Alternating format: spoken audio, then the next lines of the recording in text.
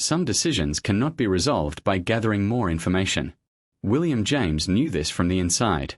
In his late 20s, he was caught in a paralysis that almost ended his life. The question was whether free will was real or whether all his choices were determined by causes beyond his control. He could not resolve this by reading more, thinking more, examining the evidence more. The question was structurally unresolvable by ordinary inquiry. And while it remained open, he could not bring himself to act in his own life. The paralysis was complete. What broke the deadlock was not a new piece of evidence. It was a different kind of move. James decided, on April 30th, 1870, that his first act of free will would be to believe in free will. He committed. He did not have proof. He had a choice, and he made it. The making of the choice, by itself, did not establish that free will was real. It established that he could act as if it were, and that this acting as if could become the foundation of a life he could live.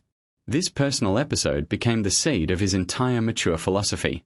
It also gave him a method, though he did not always state it as such, for the kind of decision that cannot be resolved by more deliberation. The method has several steps.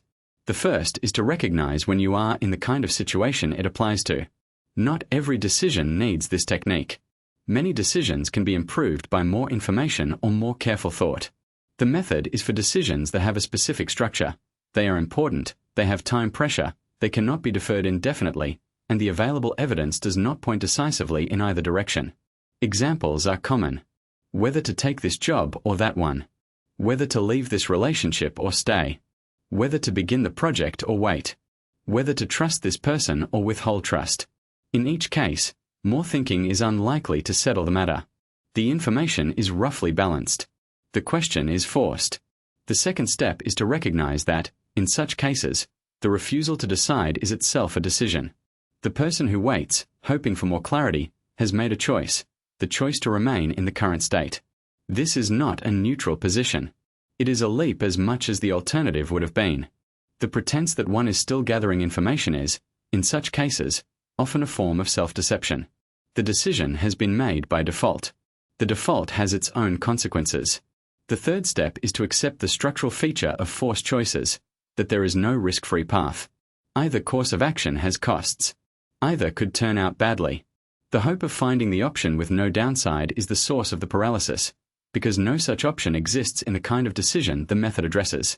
The person who absorbs this, really feels it, is freed from the futile search for certainty and becomes available to choose. The fourth step is the leap itself. Choose, and commit to the choice, with full awareness that the evidence does not compel it. James called this, in the will to believe, the act of free choice in matters of forced and momentous decision.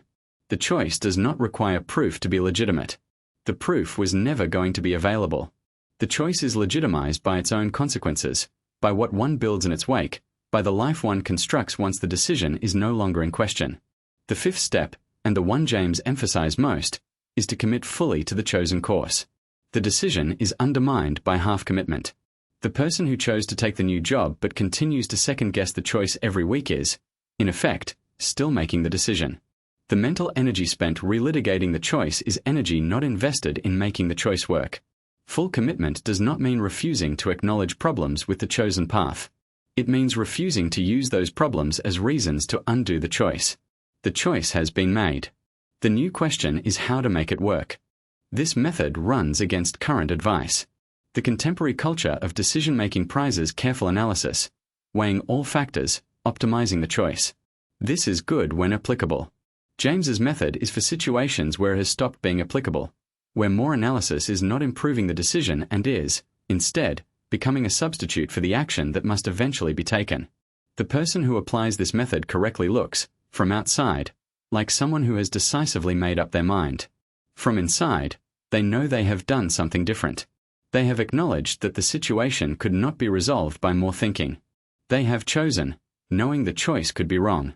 They have committed to the choice. And they have refused to keep undermining it with continued deliberation. This combination of decisiveness and humility is rare. James thought it was one of the marks of psychological maturity.